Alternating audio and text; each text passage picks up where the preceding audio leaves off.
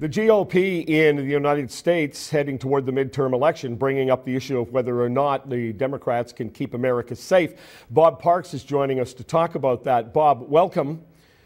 Thanks for having me, Jerry. Before we go any further, I just profiled the story and did a little bit of commentary just before the break here about the necessity of good police officers to step up and be willing maybe to not hide everybody behind that thin blue line. Because we've had too many stories, Bob, of rogue cops and seemingly innocent citizens under attack. We do have those stories, and I don't know if there's been a lowering of standards as far as the hiring of police officers. We do seem to at times have stupid police officers doing things and not realizing, for example, that there are things called dashboard cams and things like that that will reveal, or surveillance cameras in the case of that woman, that bartender that got beaten up, that they will get busted for these things. I don't know what is causing this outside of actual bullies getting into positions of authority and the ultimate authority in our society. I don't know if it's a lowering of standards in the hiring of police or just an upping of the surveillance of police. It may be a combination of both, but this is something starting, I guess, from police chiefs all the way down to ordinary police officers they have to get a grip on, because we're going to continue to profile these stories, and I think we have to, but at the same time, I got to tell you, Bob, it bothers me a little bit because I want to be supportive of the police. I know most of them are doing a difficult, dangerous job, and they're doing it as honestly as they can. Yes, they are, but it also reflects badly on police officers and police departments as a whole. So when you have an incident that happens in Ferguson, Missouri, that people will have that instantaneous mistrust because of videos that they've seen on YouTube or other video platforms that show police officers at their worst, and it basically justifies all the mistrust.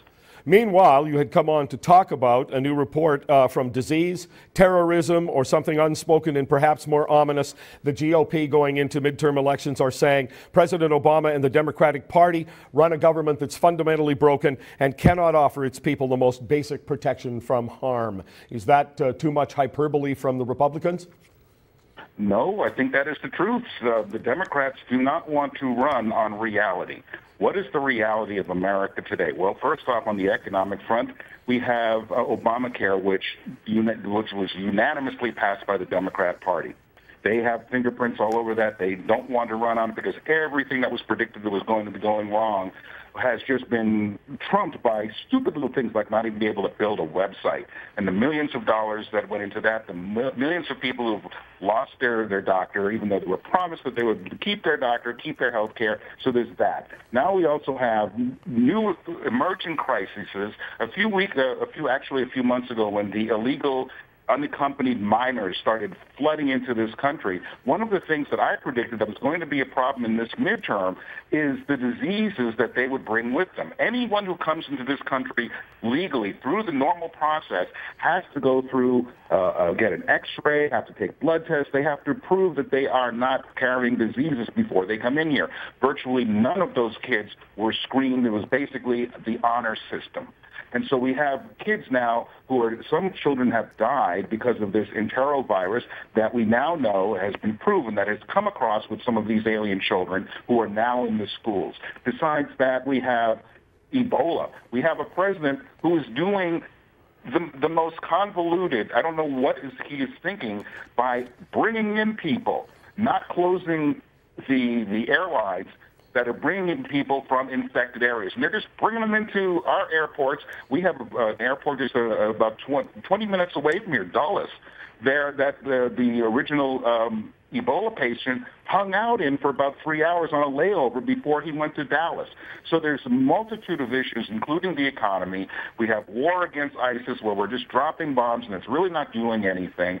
So the Democrats are now, in the New York Times, are basically just saying, oh, the Republicans are this party of doom and gloom and depression. They don't want to talk about happy things. Well, we don't really know what the happy things are because there are just way too many things going on out of control. And this president seems aloof at best when it comes to addressing them. Do you think there's going to be a significant change in the House, in the Senate, in this midterm election? Well,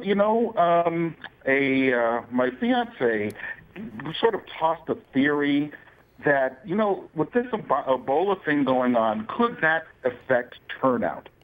Because as this thing ramps up, we're only right now to basically the first week of October. By the end of October, who knows what will happen? There might not be anything, but there might be a ramp up of infections in the various hot zones around the country. Will that affect turnout? Because we know the Democrats really are worried about turnout right now. And so we don't know if there's going to be another Ferguson. The Ferguson verdict from the grand jury, that could be a flashpoint that the DOJ really would like to hold off until just before the election to try to get blacks to turn out, because blacks were the ones that basically put Obama over the top the last two elections. So to answer your question, are the Republicans smart enough to take advantage of all of the problems that the Democrats are running from right now? I can give you an honest answer about what's going to happen. It's looking like on paper that the Republicans should take the Senate, but the Republicans have been known to blow it before in the past numerous times. Bob, have a great weekend. Good to talk to you. Thanks, Jerry. Thanks for having me, and talk to you soon.